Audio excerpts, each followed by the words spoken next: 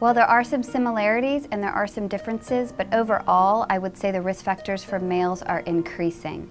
We see the G.I. Joe figurines, their chests are increasing in inches, their biceps are increasing in inches, and their waists are shrinking. And this is setting an unrealistic ideal, an unrealistic pressure for men and boys and what they feel like they have to look like. We are seeing the wider spectrum, the whole gamut. We are seeing upper class, we are seeing older men, just the whole spectrum. And a big part of this is the media pressure for men to look a certain way, and so it's just affecting all sides of the coin. Hi, my name is Skarinka. I'm on the junior board of NIDA, and I'm recovered male bulimic. I had heard of eating disorders. So I knew that they affected young women and that they were not good. And so as I entered college, again, we were re-indoctrinated into, or re-educated about eating disorders once again because it's a higher stress environment.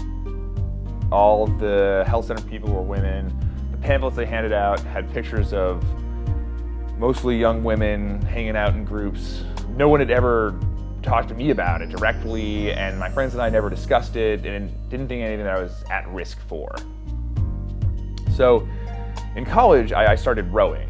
It turned out I ended up being very good at the sport and met a bunch of really great guys, learned to work hard. Part of the athletics of it is that when you race, sometimes you work your body so hard that it actually throws up on its own. Not self-induced, just does it. And so that sort of made guys get used to, so you kind of know what that feeling was. And I saw other rowers at times throwing up before or after races in order to calm their nerves, and took note of it but didn't think anything of it because there's a bunch of athletic, strong guys that the eating disorders don't happen to. And again, in high school, I knew wrestlers that sort of need to cut weight and used various techniques that weren't healthy. And again, it was just accepted that's what they did. And so as college became more stressful for me, I looked for various ways to cope with that stress. And unfortunately, I looked at some of the other rowers doing this, and then I applied it to my own life outside of the sport. I started using bulimic behaviors to deal with everyday stresses of academics, sports, music, everything. And again, I didn't think anything was wrong with that. I was like, oh, that's fine, I'm a big guy, it's no big deal. And so some of the behaviors associated with that either also did not trigger in anyone else any concern for me. Because I normally ate a lot of food, and that's just because I was working out a lot and I'm a big guy, that no one else ever considered that I would have an eating disorder. And so but it progressed rather quickly and scarily. I eventually failed my medical exam, so I had to stop rowing. My personal relationships deteriorated, and they suffered. But again, I still thought I could stop. It wasn't that big of a deal. But it did start to get worse.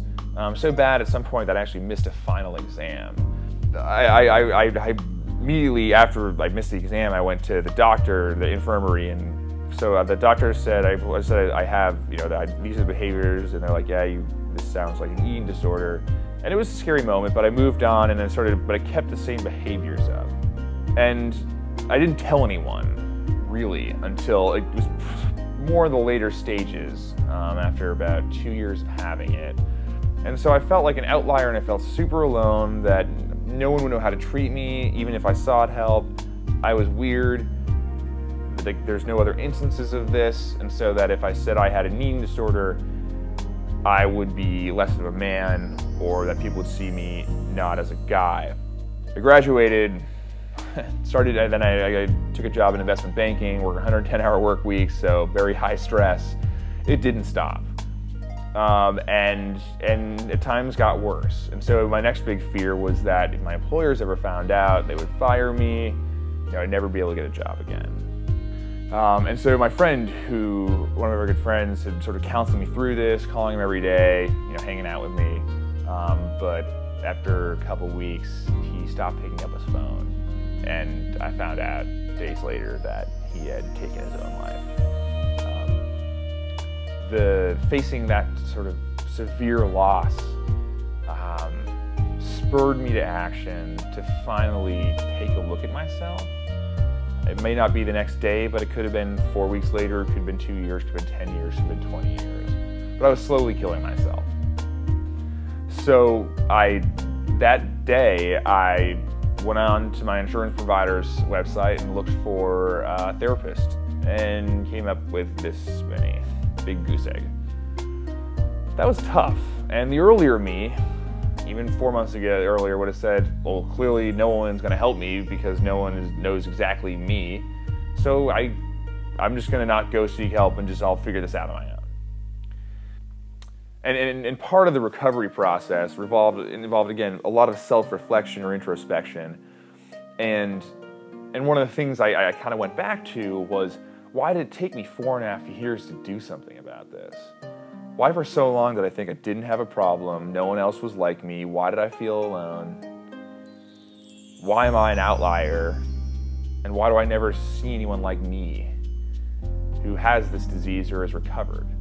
And I realized the one thing that in some of those darker times that I would have sort of clung to, that was the hope that I was looking for, was some other guy to stand up and say, look, I had an eating disorder and I recovered, and recovery is 100% possible.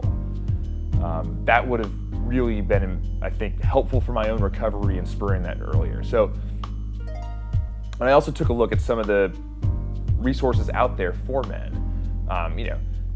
Official statistics are somewhere in like at least 20% of those with eating disorders are men.